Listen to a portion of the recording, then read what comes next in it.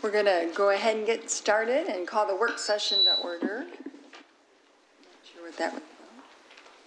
Can everyone hear me? Okay, good.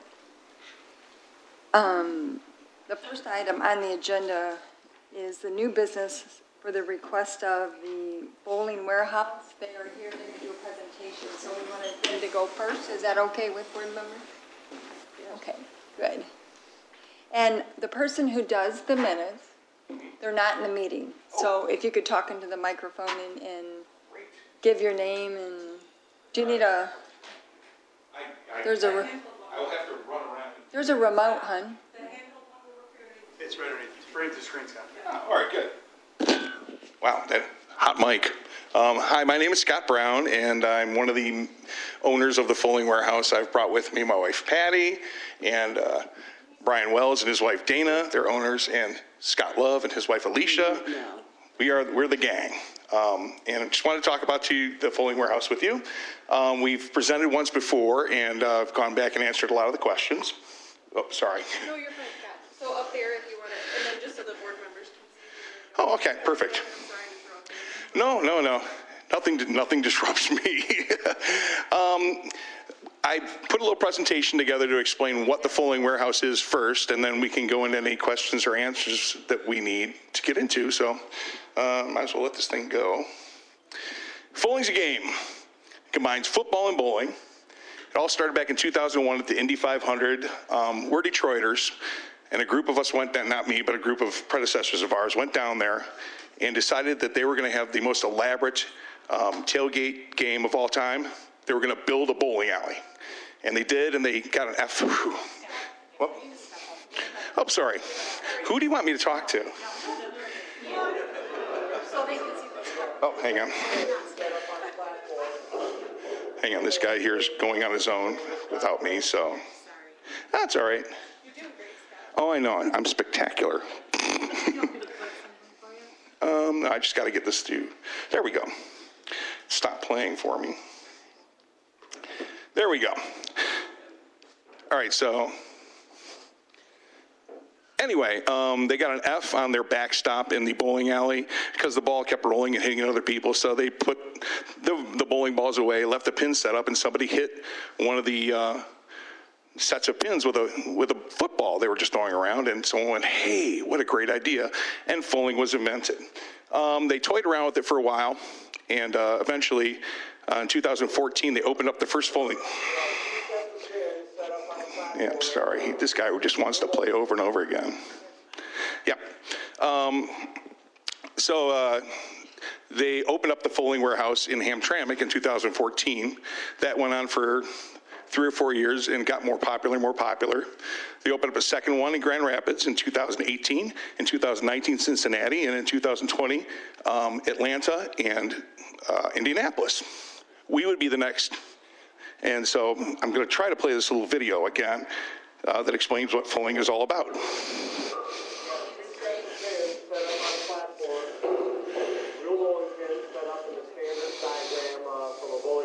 Each person takes a turn, trying to knock the pins down. Each player can throw the ball any way they want, overhand, underhand, it can bounce, it can roll, that's okay. There's no points, there's no frame. And you just try to knock some pins down. I guess it's a game. Some people call it a sport. I'd like to think all the people that come in, everybody kind of buys in to the nature of the game. We kind of refer to it as lifestyle. And you just gotta stay behind the board. Females can go to the front, but I choose not to.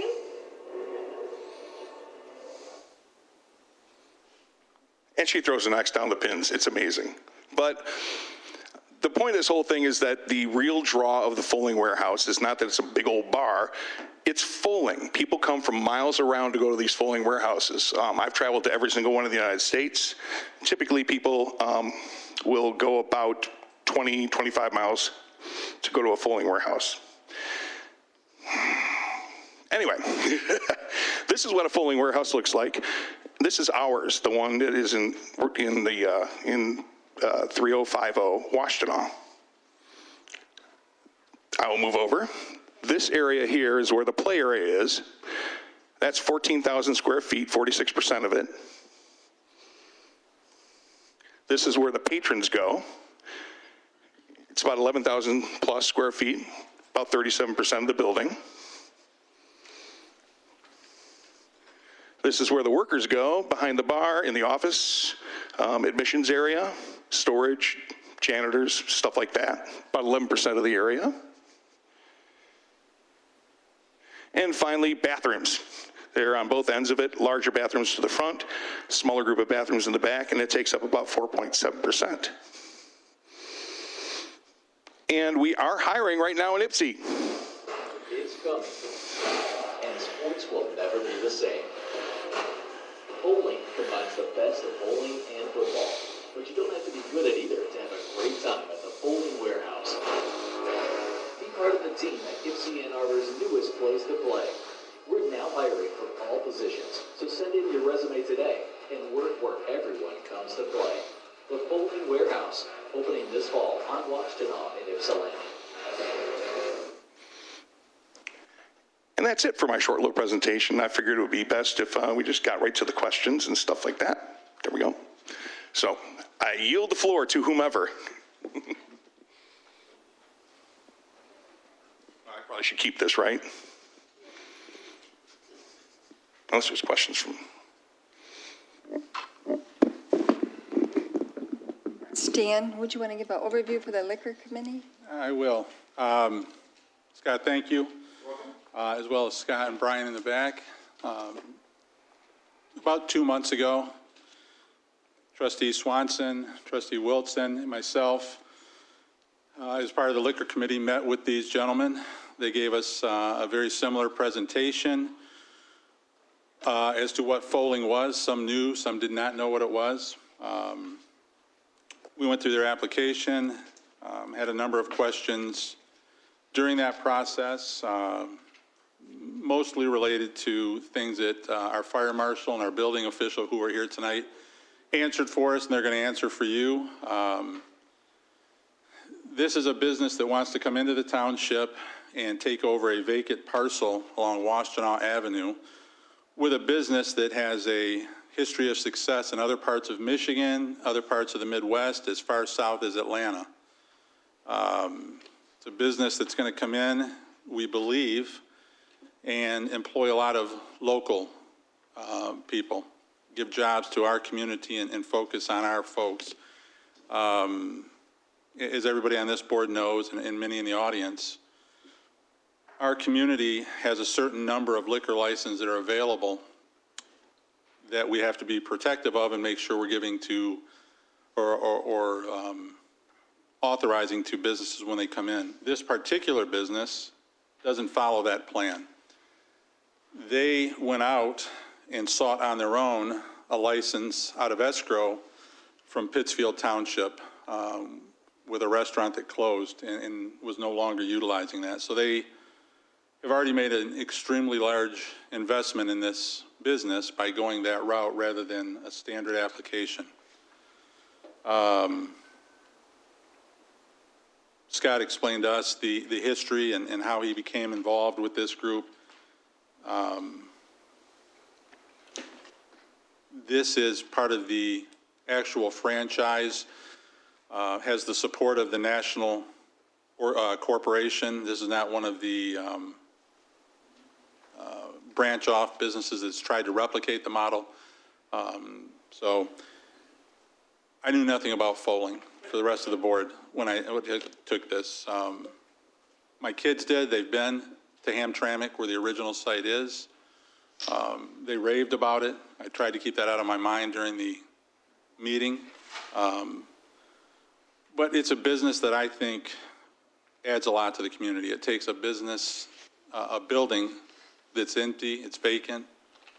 It's going to bring in a place for our residents to frequent, enjoy some recreational activity, bring in their own food. This business will not sell food on site, but it's going to partner with local establishments, which will help their bottom line profit-wise by allowing them to sell to customers to bring that food in and consume on their property. It's large.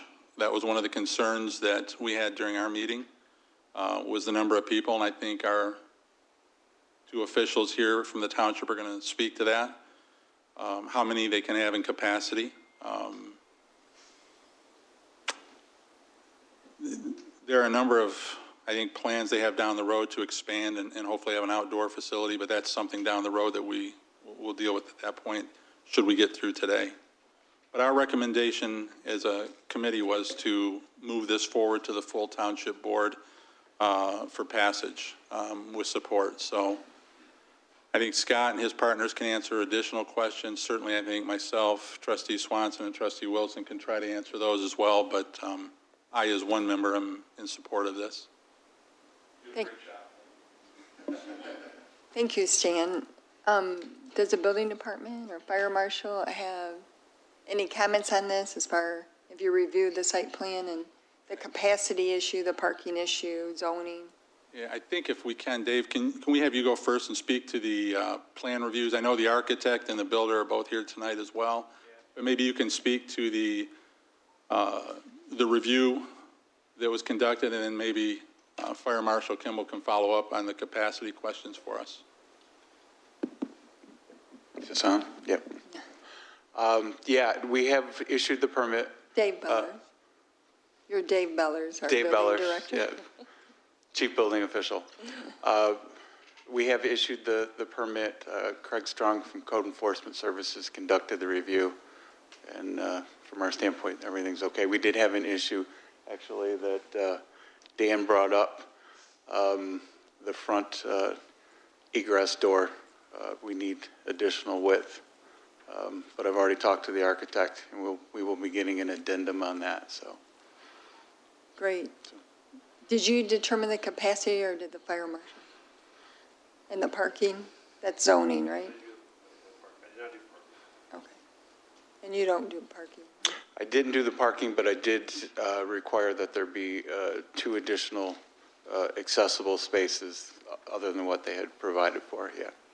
Because the application talks about, I think, 900? Is it? 984? The capacity is 984, but Oh, you mean capacity, yeah, 94 is what it was originally slated at. can you please go to the microphone? Remember, the person who types the minutes are not in the meeting. Thank you. Yeah, go ahead. I mean, Dan Kimball, Fire Marshal. The building itself can hold 968 people total. That's after they changed the front door. I sent Stan a letter. The front, that's what Dave was just talking about.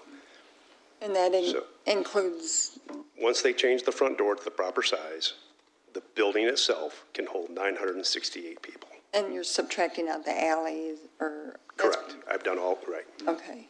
And then the parking, I think that's probably a zoning issue. I'm just trying to figure out, because you have a building that's being shared with 2 businesses. And I think it's super cool, but I want to make sure. well, one of the good That it parts works. about where the parking lot, this is Scott Brown from the Fulling Warehouse. One of the good parts about the parking lot is that we share it with Crunch Fitness and At Home, and their peak business times are completely separate from ours. And so there's still a lot of parking directly in front of our building. But if there's any overflow, there's plenty of room in that parking lot for just about anything. I think zoning. I have no would issues with the parking personally. I mean, that's not my That's not department. your area, okay. Correct. Well, we're just voting on the transfer anyways, but we want to make sure that everything's being looked at, you know. I appreciate it. Okay. Are there other, may I ask just one question from Mr. Brown? I didn't understand when you said that you're going to partner, you're not going to have any food on site, but you're going to Correct. consume on property. Can you elaborate on that? Yeah, at all the Fulling warehouses, we allow people to bring their own catering or their own food. So many people have birthday parties, Christmas parties, events, you know, for their companies. And so what they'll do is they'll have a caterer come in and bring food, and they'll set it up, and they'll full first, and then go over and eat their food on some of the tables we supply. So we find that to be a little bit more economical for us. He can make it so that food trucks can pull up, local food trucks, if they're correctly permitted. And it just gives it a great variety. And we don't have to worry about all the hassle that comes with having a kitchen and trying to serve food. Okay, so if I wanted to come there with my team, whoever they are, could I bring Burger King? You can bring burgers in, Okay. but you can't bring a Pepsi. You know, no drinks, just burgers. Oh. There you go. I gotcha. All right. Mhm. Thank you. Not that we don't trust you. I'm sure it's just Pepsi in there, but you never know. Thank you. Are there other questions from board members? Scott, could you just take a minute and Stan? explain to the audience and the rest of the board the business hours, and if I decided to call you and decide to come in, how that whole rental process works? Okay. The time limits on that? Well, typically, we're going to be open between 5 and 11 or 7 and 11 on the weekdays. And then on the weekends, we can stay open until midnight. We like to get closed earlier if possible because it's just, not a lot of business after midnight. If you're planning a party or a private event, we can rent the place out, rent out lanes anytime between noon and 5 typically. And also if you're younger, under the age of 21, between the hours of noon and 6 p.m. on Saturdays and Sundays, we allow minors in. People who are above the age of 21 get marked, and so they can have beverages, but not on the lanes where there's children. But at least that way we're allowed to raise a new crop of fullers for the next generation. So those are ours. Other comments or questions from board members? If I could just follow up on that. I'm trying to understand the hours. 'Cause- So you can bring younger people in, Yep, only on the 12 to weekend 6. before 6 o'clock. and then after that, It's because of 21 and the, over. because of the alcohol, is that Yeah. the state We- rules or whatever? No, it's just we find it a lot easier to, without having kids running around, without having to check IDs while we're serving. It's just better to leave the crowd at 21 and over during the weekdays, Right. evenings, and weekend evenings, yeah. We've had some issues with some rentals, With what? people renting out buildings. Yeah. You guys are always present, and it's only for, Yeah, it's only fulling and, having a beverage after fulling. That's about Okay. it. Yep. thank you. Madam Chair. Trustee Peterson? Yes, I know we're here just to look at the transfer of a license, but how many jobs will this establishment create? At a time, probably between 50 and 60. There are probably going to be about 40 part-time jobs, 15 to 20 full-time jobs. And in the bar business, a full-time job is kind of a flexible thing because you're working, you work a few days for long hours. But they're very amazingly well-paying jobs as well because, it's a good-sized crowd and they roll through and they tip well. They're, most of them are older like me, so. Thank you. Not as old as me, but. Any questions or comments? All right. Thank you. Appreciate the time. We'll go back to the board, the regular agenda. Are there any public comments at this time? We'll also have it at the board meeting. Yeah. Oh, okay, well, I'm up here now. My name is Joanne McCollum. I'm from Ypsilanti Township. Do I give my address? Yeah. Oh, 1900 Tyler Road. And I wasn't here at the last meeting. I believe the last meeting you had talked about the business section. Revitalization. Right, revitalization over by the Ypsilanti Community Water System. And anyway, I saw the plans and I was very impressed.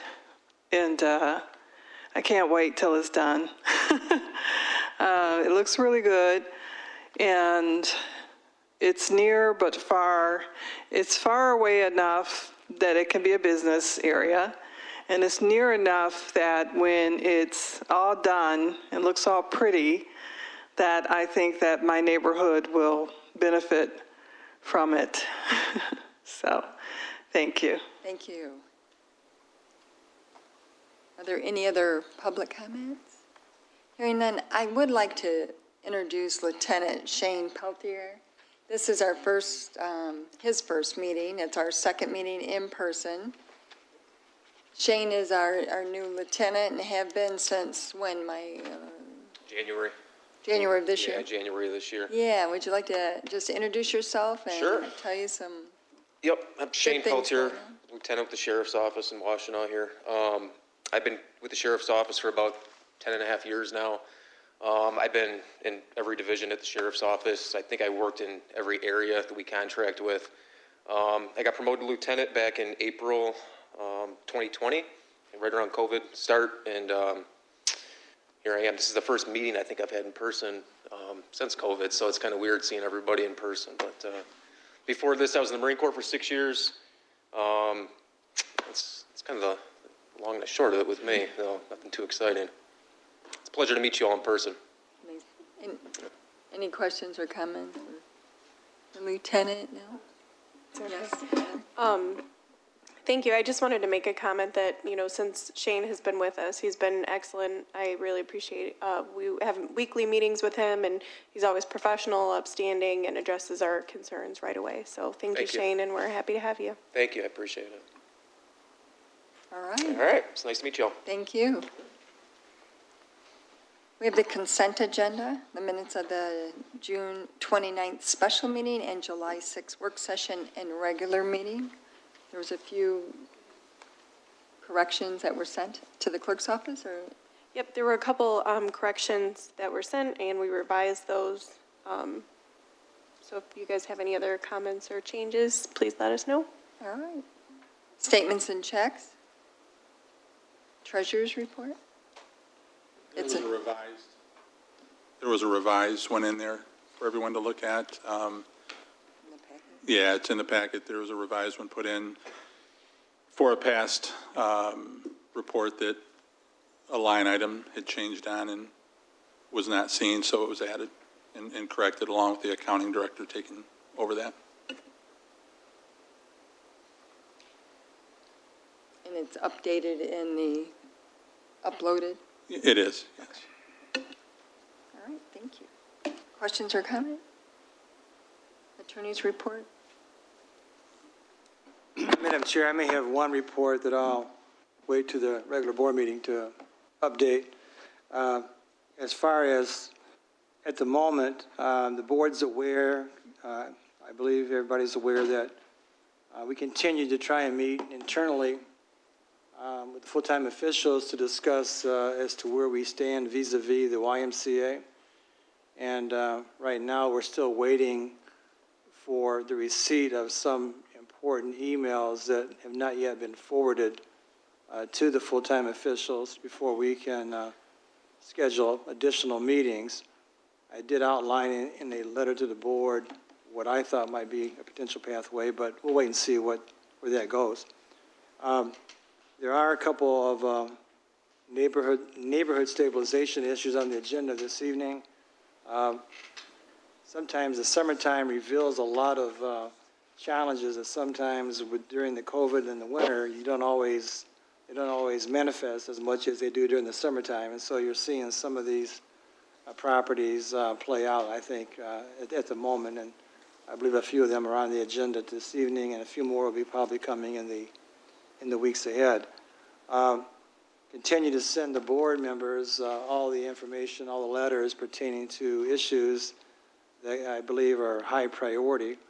And I believe all of you are updated in regards to any and all those issues. So aside from the two that I've mentioned and a possible one during the regular board meeting, if there are any questions, I do know that we also have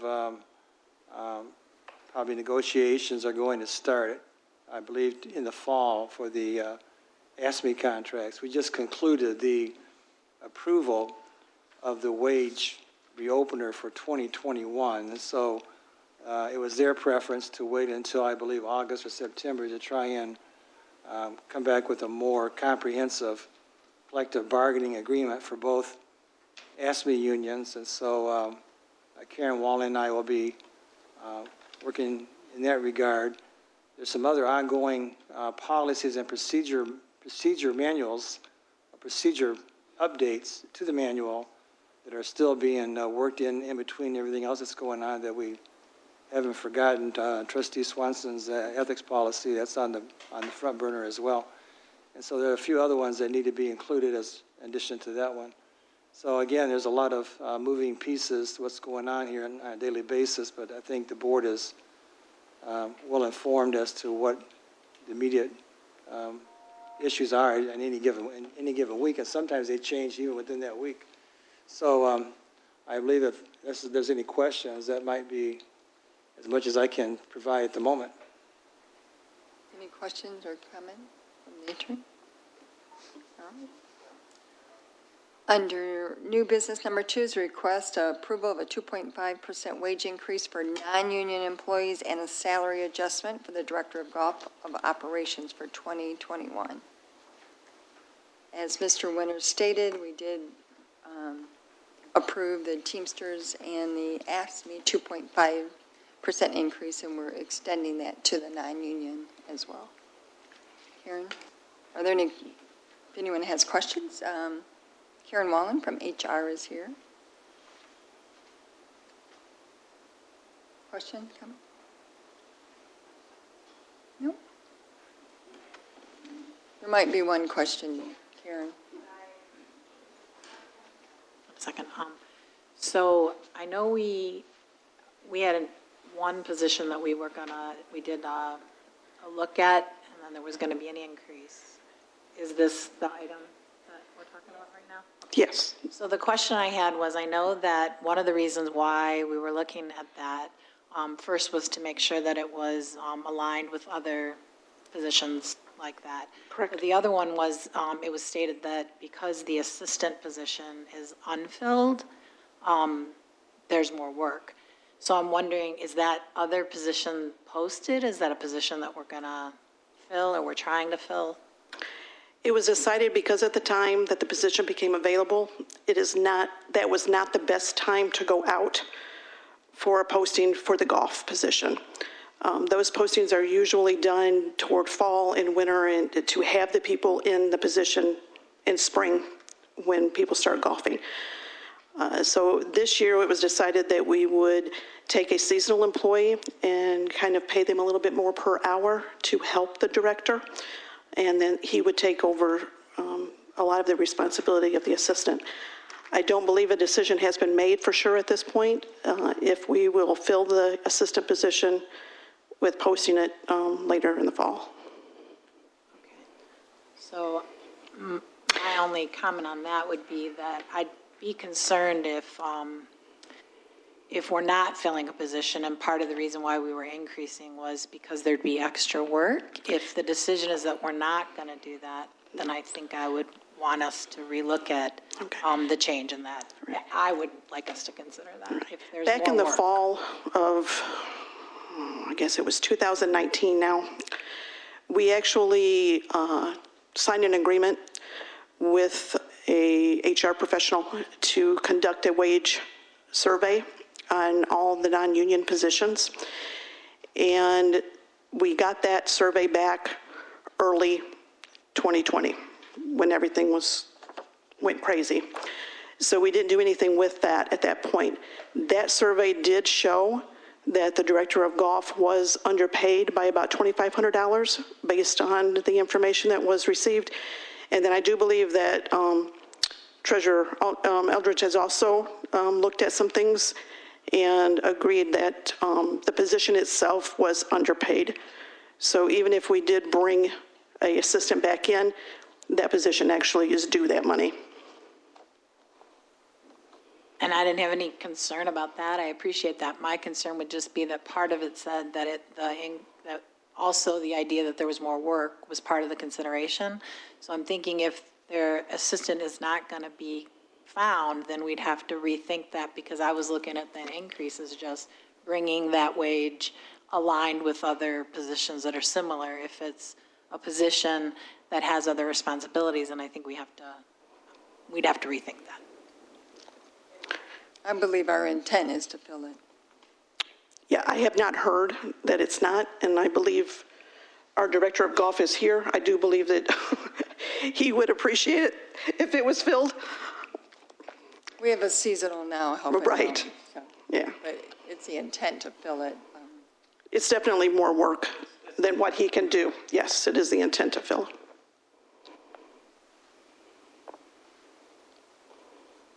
Any other questions or comments?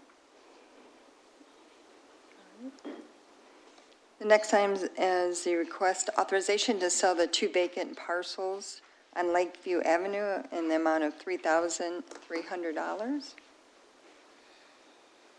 So Ypsilanti Township often receives lots that are not buildable from the sales, from the tax sales from Washtenaw County. If no one bids on them, then they transfer them to Ypsi Township. And we adopted a policy a while back to try to find out if we can actively sell some of these, because we have to maintain them as well.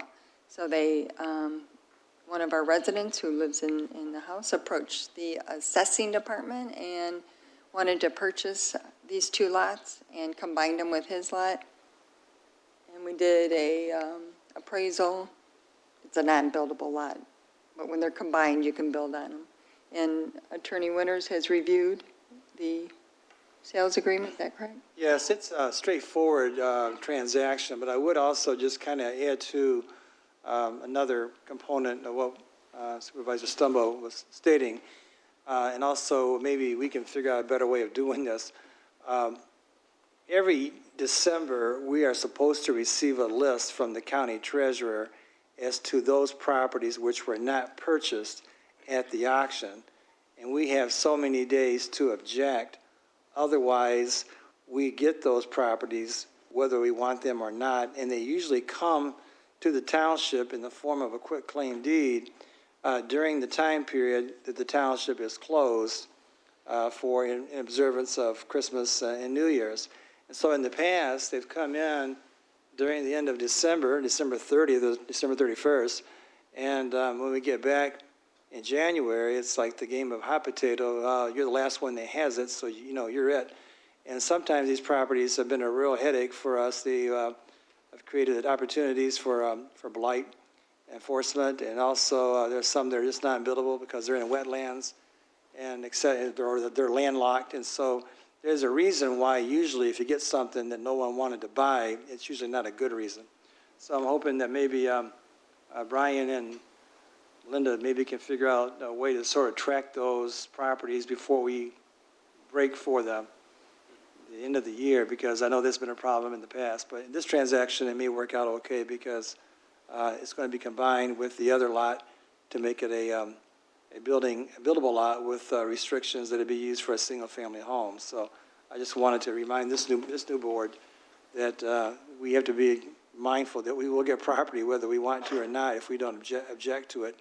If we do object, it goes back to the county, and it's their responsibility for mowing, cleanup, et cetera. So just be on the lookout come December for that list, and we'll try and monitor as best we can. Is Charles Greca and Laura Main, are they here? No? Okay. Are there any other questions from board members? No? This is good. I'm talking to Brian McCleary earlier, our assessing, what's your position? Director, assistant, or there's some title. I'm really bad at titles, I apologize, but he's second in command here with the assessing, and he reminded me that in 2018, we spent $1,800 mowing this. So it's really good to turn this over to a property owner who will have another house in the community. All right. Thank you, Brian, for attending. The next item on the agenda is request to authorize court litigation to abate a public nuisance located at 189 Outer Lane. Pictures are worth 1,000 words on this case. Mike Radzik is here. Are there any questions on this request to abate this public nuisance? So is our building director?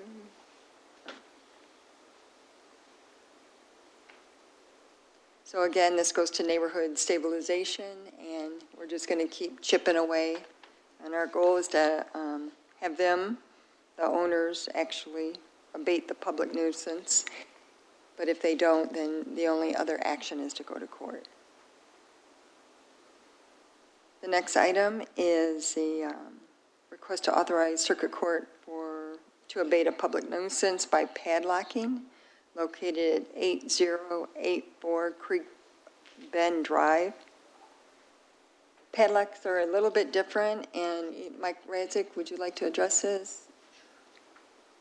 We've used padlock under certain circumstances under state law, and this home has been an issue for neighbors and with the sheriff's department.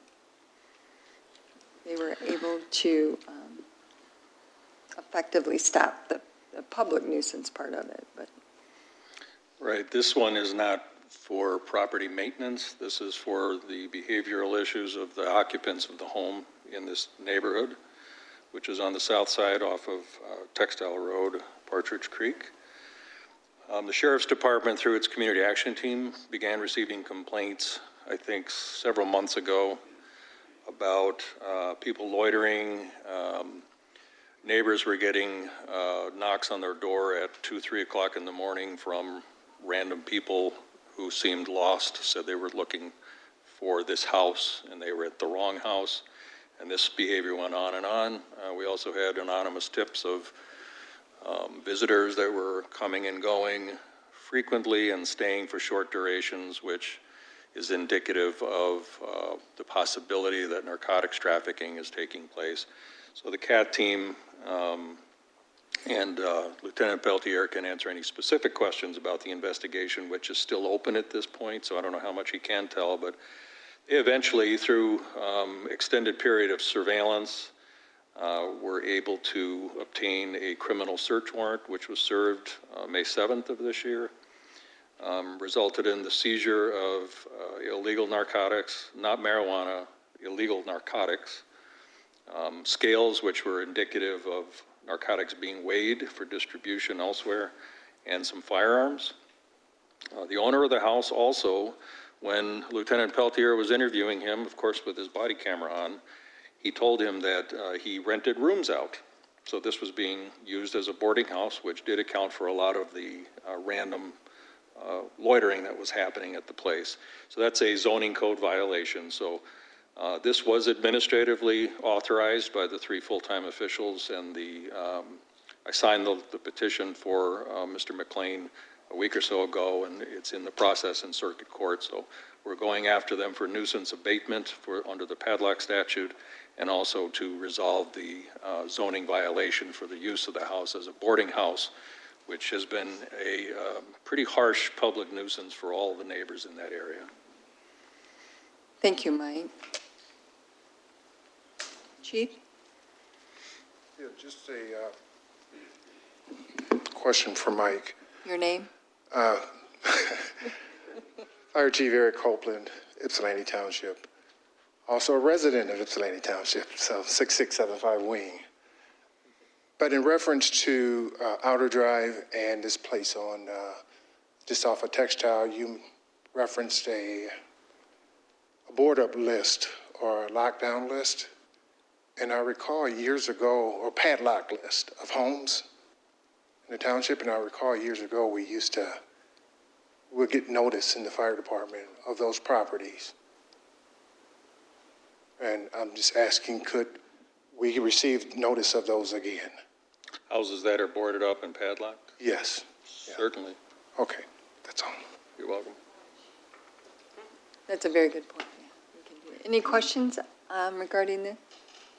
Madam Chair, just a comment. I just wanted to point out again that this is something that happened through our Washington County Sheriff's Community Action Team. So I know that a lot of people, don't want to call the 911 non-emergent number for various reasons. You feel like you're, being a Karen, for the lack of a better term, because you don't want to keep bothering them. They got busy stuff to do, but that's exactly how we've, discovered many of these houses. And so it's just really important to stay diligent, call on things.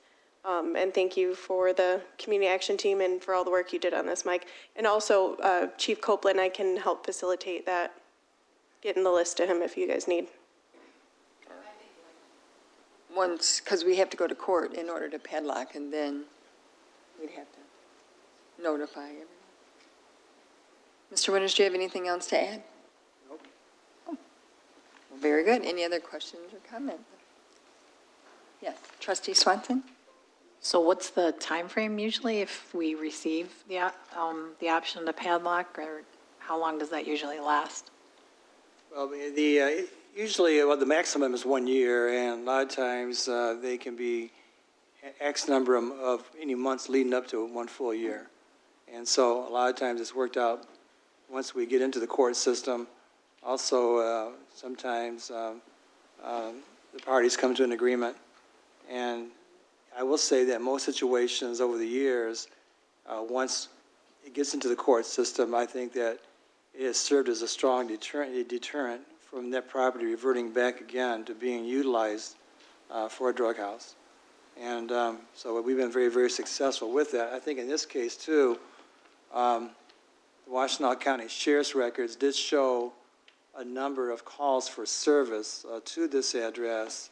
And again, going back to the CAT team and their investigation, they use their resources as wisely and as prudently as they can. And again, once you start showing up as a frequent flyer, and think this house here did, it draws attention to a number of parties. So, but the answer to the question, it could be anywhere from 1 month to 12 months, and more often than not, it's somewhere in between the two. All right. Joanne? My name is Joanne McCullum. I live at 1900 Tyler Road.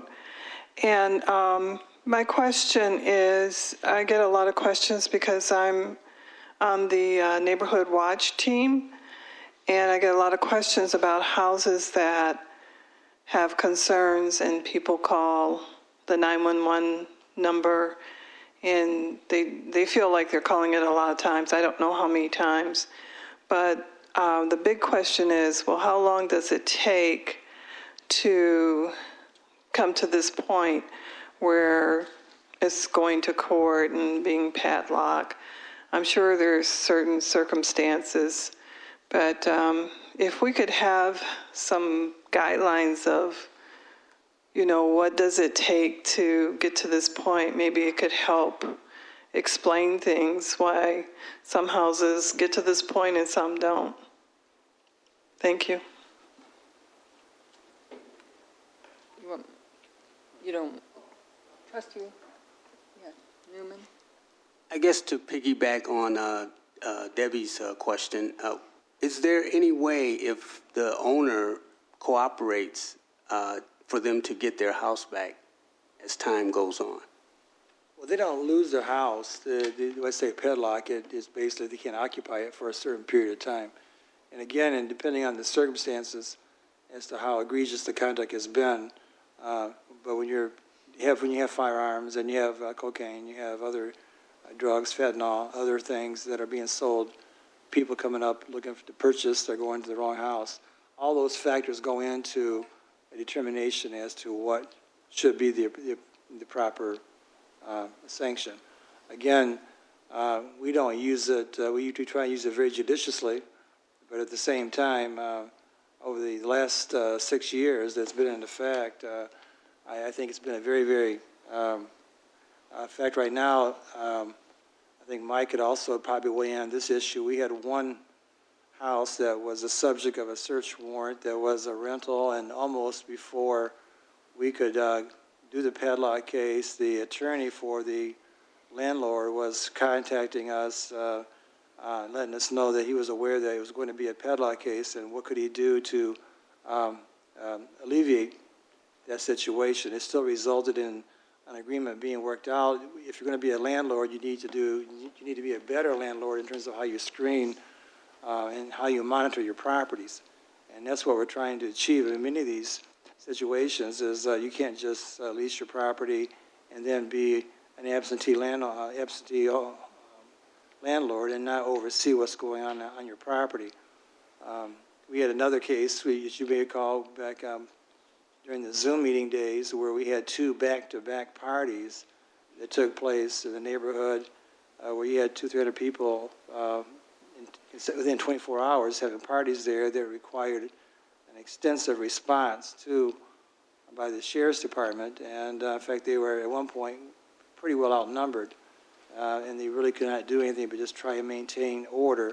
That property, that owner has taken swift action to reclaim that property. And again, part of what we're doing as a township, I think, is to make sure that they understand that they cannot just lease properties or even maintain properties without being accountable for what goes on within those four walls, especially when it has an overflowing impact, as Ms. McCollum said, that can impact the entire neighborhood.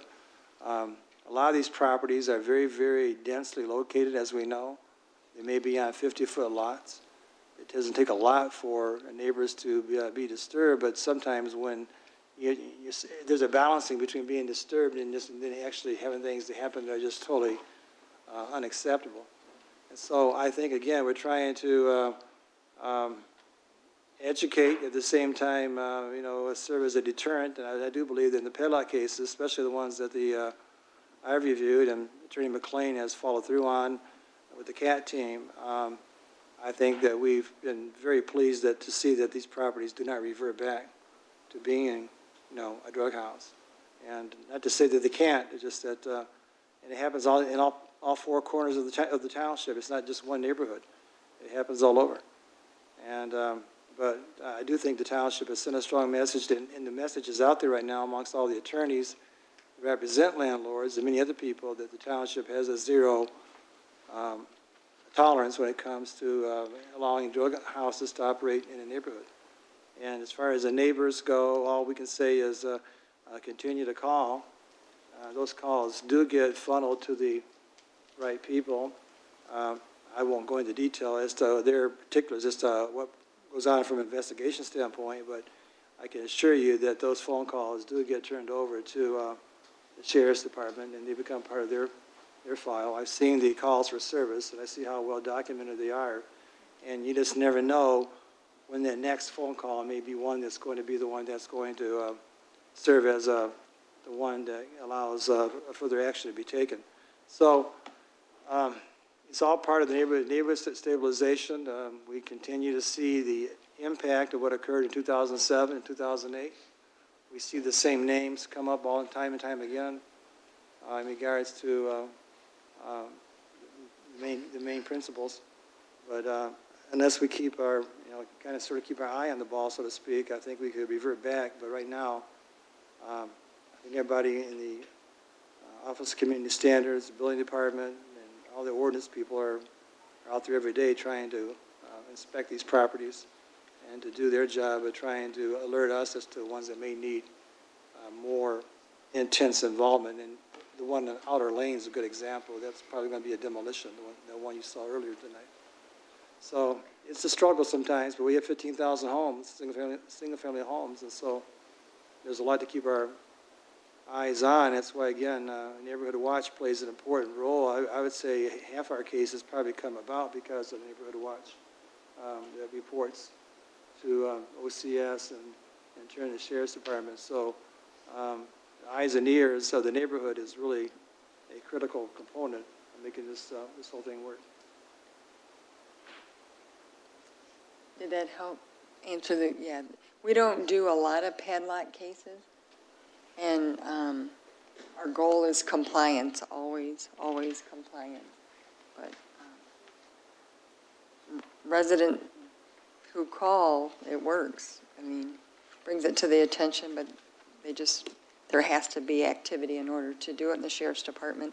I know this is over 2 years that there have been calls from neighborhoods, and neighborhood concerns and things going on. So it takes a while to get to this point, but our goal is just to live in a, nice, safe community and protect the home values of your neighbors too. And that's what this helps do. Thank you. The next item on the agenda is the request to approve an amended contract with Water Resource Commission for vermin management services in the amount of $25,000. So this is where we are putting rat baits. We're not doing it. The Water Resource Commission is contracting for it in the storm drains, and it tells, especially with all this water this year, it tells where there's a excessive rat infestation, and it also allows ordinance to coordinate with it. And so ordinance will go out and try to do code enforcement, usually first with a letter, and just say we're trying to abate this this is a health nuisance. And we started back in November of 2020, and it was $22,000, and then we added $40,000, and this is for $25,000 more, just to keep with the program and to try to identify the sources and triage, if we can, the vermin, which are rats to me, but vermin is a more polite term, I guess. I don't know. And then we have, I had to look it up. I didn't know what vermin was, but when it first started, so, and there's also a map in there that shows, where they're at. And so we try to take phone calls from residents, and when we do, we put it on a list. And the Water Resource Commission, I really can't say enough about Evan Pratt. He is one of the finest county elected officials I've ever had the pleasure of working with. He's so responsive, and he's solution-oriented, and he offered to coordinate this for the township, since this is an area we have expertise in, and neither does he, but the storm sewers is an area where it's a highway for them, the way it's been explained to me. So if we can put some of the baits down there and find out how many there are, and that helps abate them. But it has to be ordinance enforcement as well, because shelter, they look for shelter and water and tall grass. So sometimes the ordinance enforcement goes hand in hand with this. Any questions? All right. Next is authorization and bids. Request to award the low bid to Premier Group Associates for the Loon Feather Point Park renovation project. Michael Hoffmeister. Good evening. Mike Hoffmeister, Residential Services Director. We were able to go, thanks to your approval, able to go to bid a second time for the renovation of Loon Feather Point Park, which is a MDNR trust fund grant funded project. We did receive 3 bids. We opened them publicly a couple weeks ago, turned them over to our engineer Stantec for review, and they are, as well as staff, recommending we award the low bid to Premier Group Associates. And I would also request that we include in the motion that the board give permission to sign the contracts with attorney approval, just because of the tight timeline we have in hopes of completing construction this year. Because our first meeting in August, because yes. we have an election, we're not going to have one. Correct. And in the board packet, it talked about beginning, after attorney approval, beginning August 2nd, I think it was? Yeah, pre-con would be July 27th, and then construction shortly after that. So are there questions or comments? Madam Chair, I'll just add a couple comments. I was actually, looking at the bids, it was just interesting, and then looking further through, I was actually really impressed, Mike, with their history and all the big projects that they have done. Also, a woman is the owner of this company, which I thought was phenomenal. And also the tight timeline that was mentioned. I think, if I can get to it, I believe it was December 1st for the completion of the whole project, which would be great. And then, that way, over the winter, if people need to utilize our parks, or especially, you'll be ready to go for next year. So thank you for all your work on this. Trustee Swanson? So again, thank you for the work on the project and for going to get bids again. The one question I have is about the pavilion, like the reconstruction or the revision, what's the right term for it? The Rehabilitation. Rehabilitation. So one of the concerns I've expressed before is just the idea that at the time those were built, they were award-winning design. And so I'm interested in learning more about how, or what the plan is to rehabilitate that so that it honors the original beauty of what was there. Sure. The actual structures are not getting changed or adjusted. We're just shoring them up. We're redoing the concrete pads underneath one of them, which is severely cracked and crumbling. We're restabilizing the one with the beams that go across it, if you will. And then we're painting and refreshing them. So we're not tearing them down or reconstructing them or rebuilding them. We're just refreshing them and their looks. So.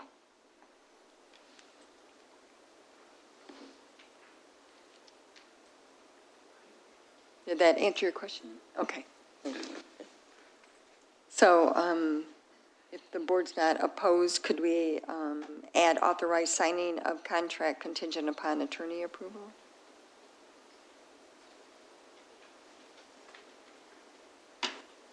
Any objection? Nope. All right. All right, thank you, Mike. Number 2 is request to seek architecture and engineering proposals for site and security improvements at the Civic Center in 14B Court. We're just going to seek the proposals and bring the proposals back to the Township Board. And long awaited, I know, by many. Magistrate Nelson is here, so this is another step to try to make this happen with the security coming into the courthouse in the township. All right. Is there any other business coming that? Madam Chair, Yes.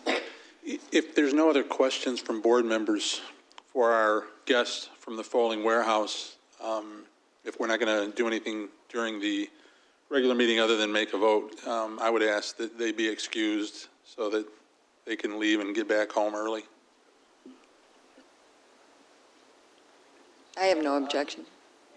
Yeah. All right. Board member updates? Are there any board member updates? Oh, I'm sorry? Can I ask a question? Oh, sure. Just go to the microphone, please, sir. Thank you. Give your name and address. My name is Andrew Wells, and I live at 1018 Buick in West Willow. I got a concern about the construction site pertaining to lights and how they're being changed. The south end going into West Willow is green, and on the north side is red.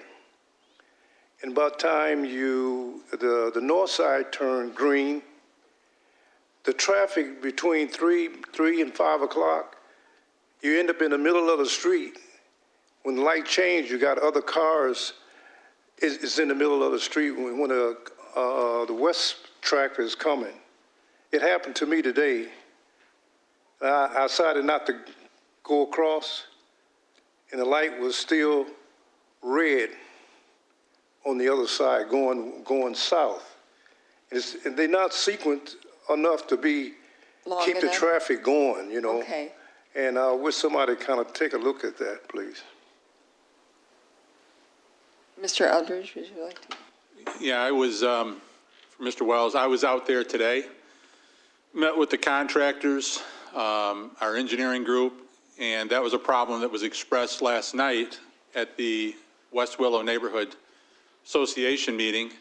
The chairperson of their traffic committee sent a note today to me, the road commission, to the engineers, and then we met on site today, and they're going to bring one of their people out to look at the timing on those lights to try and fix those right away.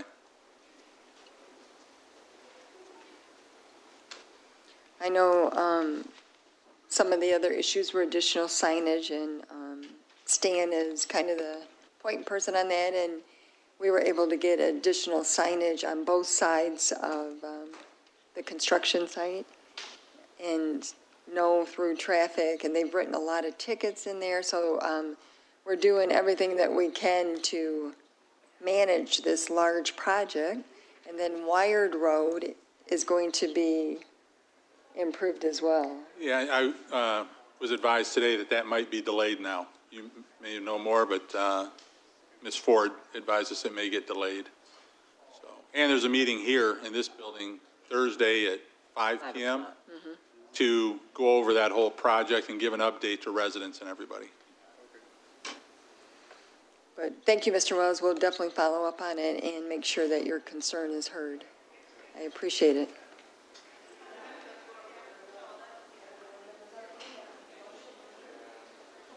Support. Aye.